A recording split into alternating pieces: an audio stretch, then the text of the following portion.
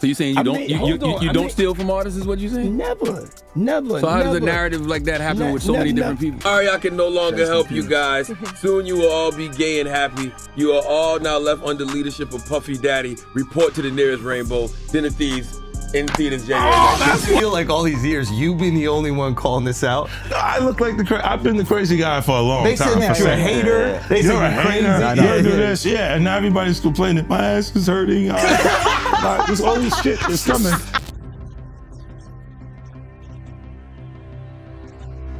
Jowls, Mays, and Mark Curry had been throwing up warning signs for years about Diddy's twisted grip on his own artists. Contracts so locked down and shady, they might as well have been shackles. But nobody really paid attention until someone like 50 Cent stepped in and blew the whole thing wide open. Back in the day, 11 years ago to be exact, 50 was already ringing the alarm, claiming Diddy's whole empire was built on lies, broken promises, and voices that got straight up silenced. And let's be real, when it comes to exposing folks, 50 doesn't play around. He ain't just petty, he's precise. When cracks finally started showing in Diddy's empire, 50 jumped straight online like, "Told you, this man's been moving dirty." He's been on a savage streak ever since. Practically every week, a new post shows up on 50's IG like it's part of a countdown. One of the wildest reads, "What's the spread on this? I got Diddy doing 20. His friends just got the hell away from him. SMH. Bad boy equals dangerous." Like, whoa! But here's the crazy part. He wasn't even exaggerating. For years, the industry just looked the other way. All those backdoor deals, shady contracts, artists getting used and tossed aside. It was all swept under the rug. Now, that rug's been snatched, and everything nasty underneath is crawling into the light. But things didn't really catch fire until 50 Cent started publicly dragging Diddy across every platform he could touch. From interviews to wild Instagram posts, and even threatening to drop a whole Netflix doc on him, that's when the game changed. The shady whispers folks used to keep behind closed doors, now they're front-page drama and trending topics. And let's be honest, this ain't some new beef. 50 and Diddy been at odds for over 20 years. That tension's been simmering for decades. We're talking diss tracks, sneaky jabs on radio shows, and ruthless trolling on social media. 50's been on Diddy's neck since the early 2000s, calling him everything from a culture vulture to a predator in a shiny suit. Back then, people laughed it off, said 50 was just being messy or starting drama for fun. But now, it all hits different. Turns out those jokes were actually warning shots. Once the lawsuits started stacking up against Diddy, 50 saw the opening and pounced. He didn't waste a second. Now he's reposting court documents like they're mixtape covers, cracking jokes about Diddy's legal drama, and roasting anyone who still tries to cape for him. Next thing you know, 50's out here teasing a whole docuseries. And while he's clowning online, Diddy's fighting for his life in a federal courtroom.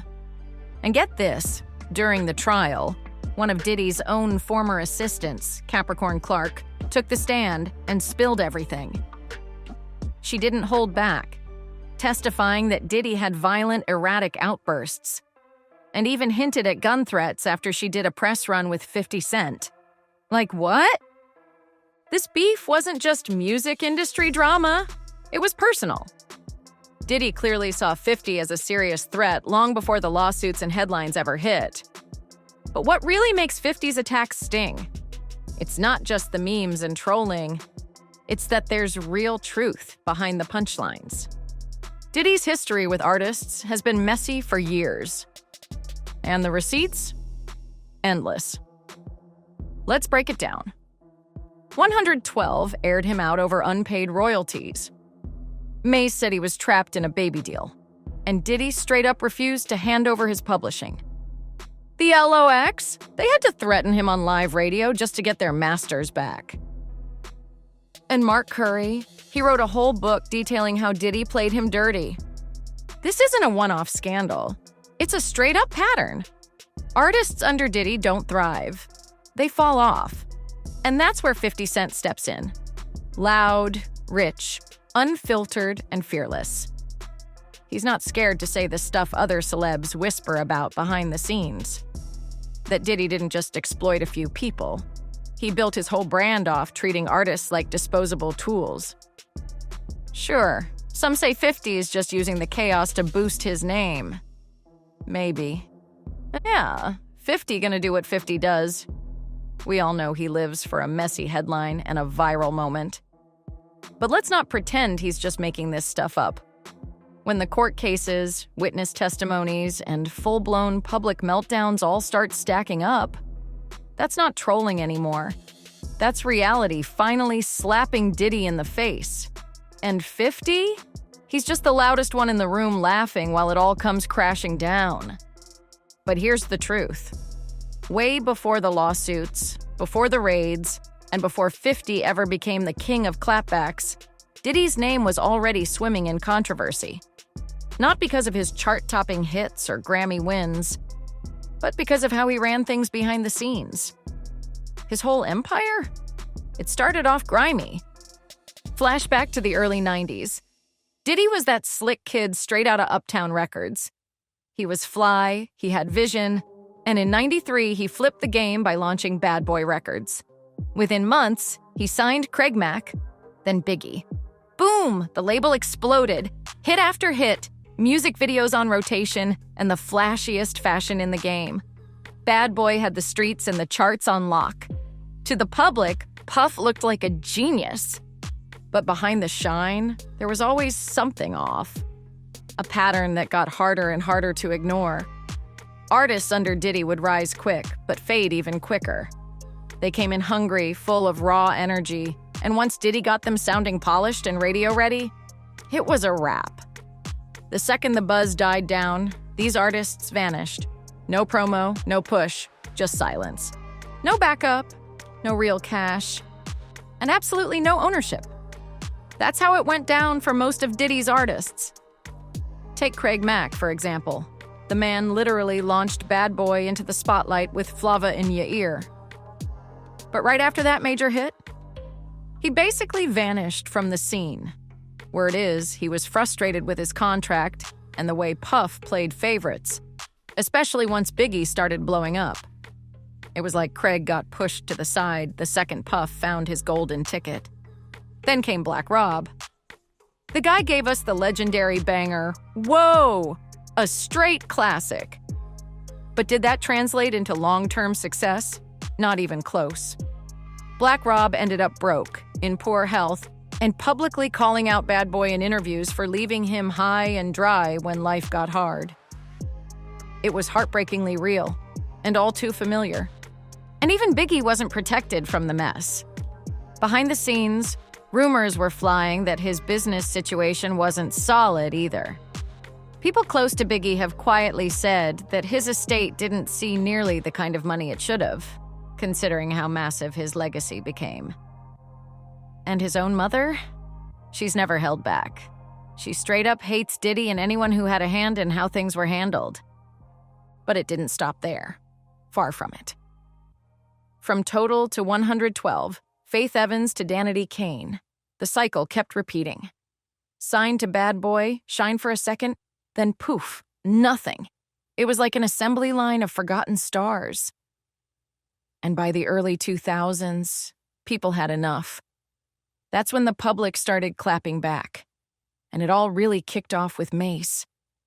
If we're talking about the first real crack in Diddy's so-called Black Excellence empire, it was Mace. He was the first one bold enough to step up and say, nah, something about Puff just ain't right. And once that door opened, everything started unraveling. The way Mace exposed the shady business behind the glitz, that set the tone for everything going down now.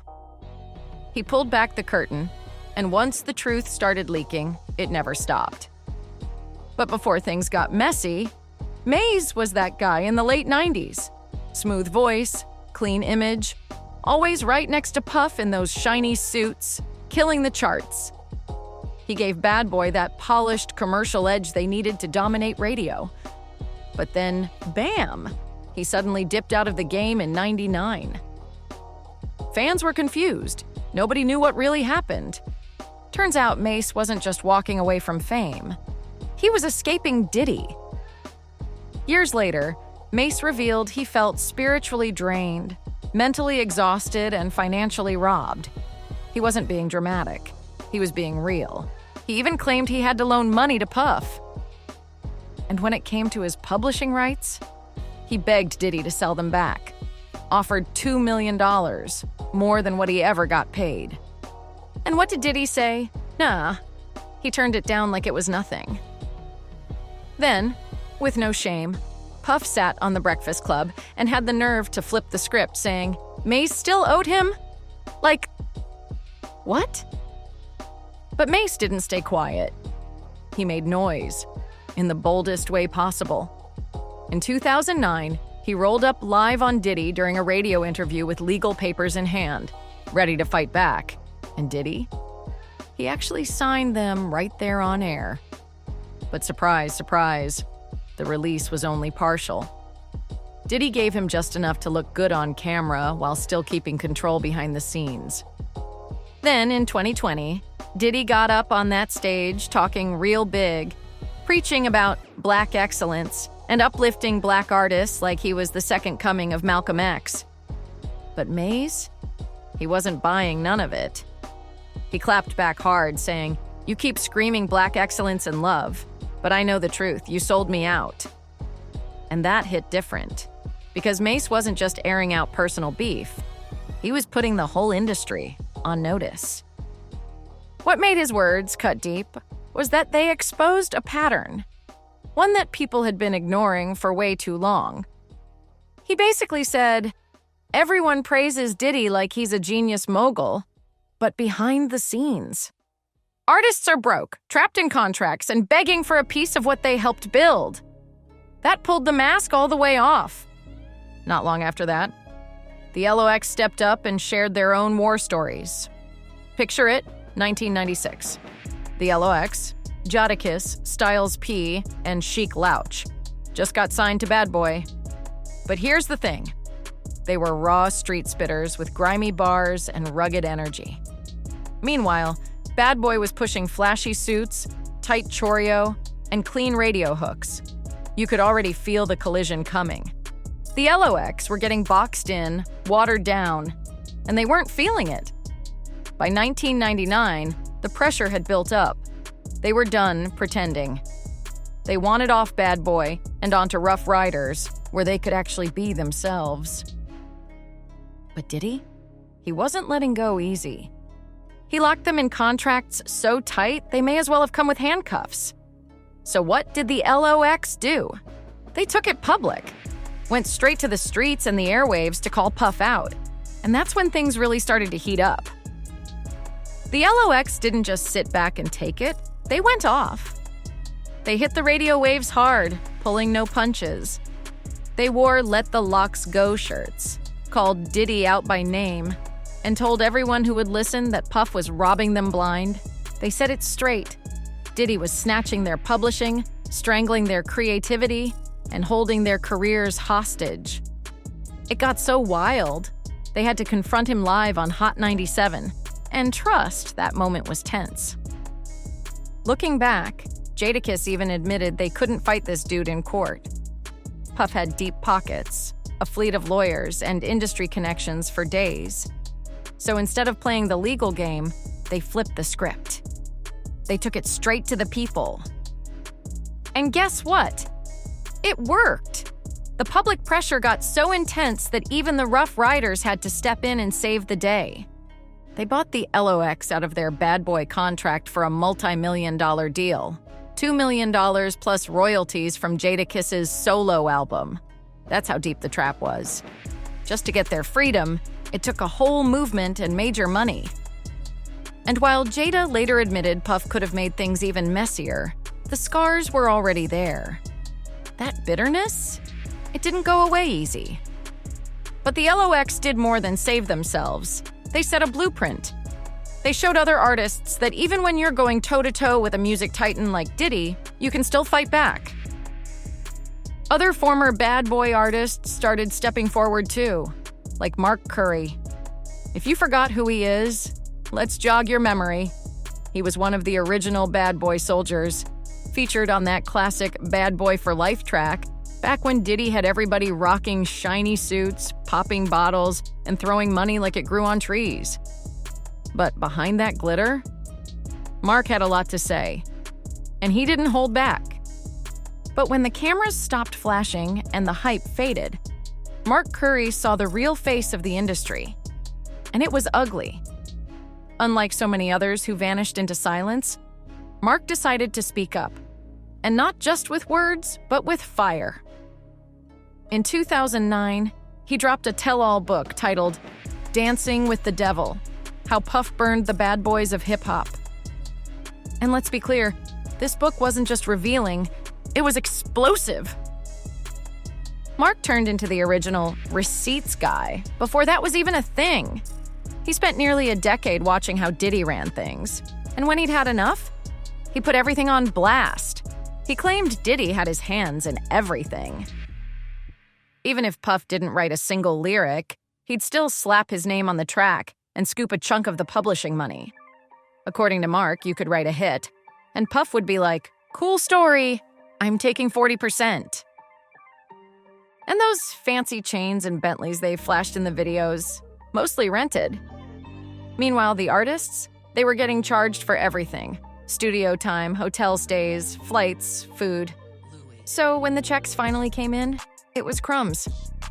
Sometimes nothing at all after all those deductions. But it got even deeper. Mark said Puff didn't just own the music. He owned you. Your image, your name, your whole brand. Signing to Bad Boy meant you were giving up your identity. So if you ever tried to leave and go independent, you'd have to start from zero.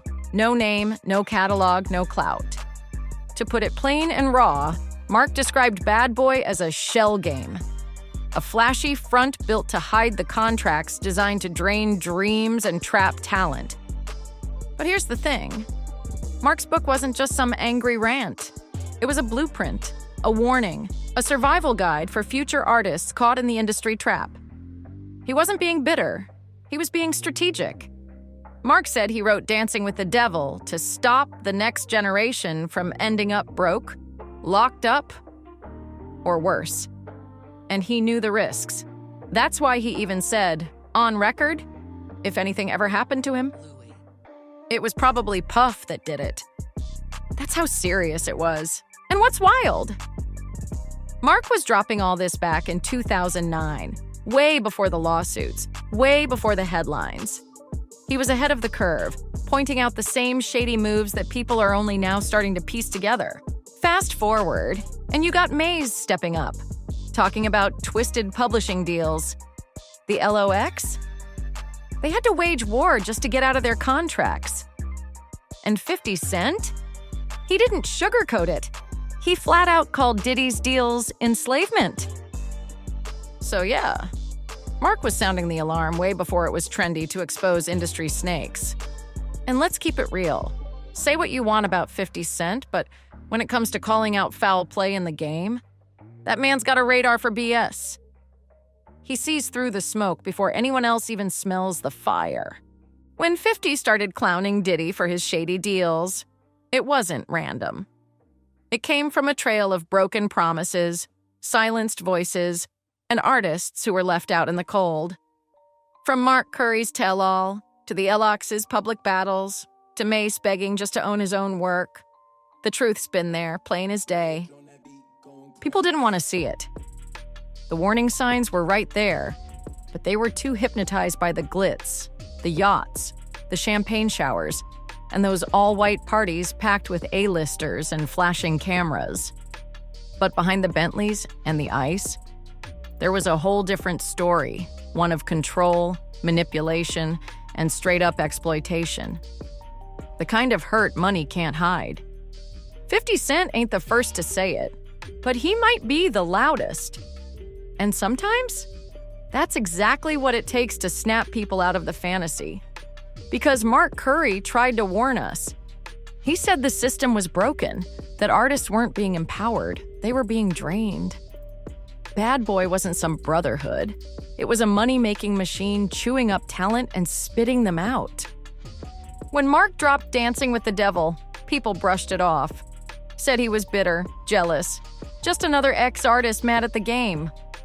But now that it's all falling apart in public, it's clear. Mark wasn't hating, he was telling the truth. And 50? He didn't just come for Puff's neck out of nowhere. He took the pain artist had been silently carrying for decades and amplified it so loud, the world had to listen. This wasn't about one petty feud. It was about 30 years of pain, power games, and artists begging to own what they created. And now, people are finally waking up. But what do you think? Was 50 just being messy? Or did he finally say what everybody else was too scared to admit? Drop your thoughts down in the comments. We want to hear from you. Because this story, it's far from over. Make sure you like, subscribe, share, and smash that bell, because in the next video, we're going even deeper. And trust, when it comes to Diddy, the receipts only get messier. See you on the next one.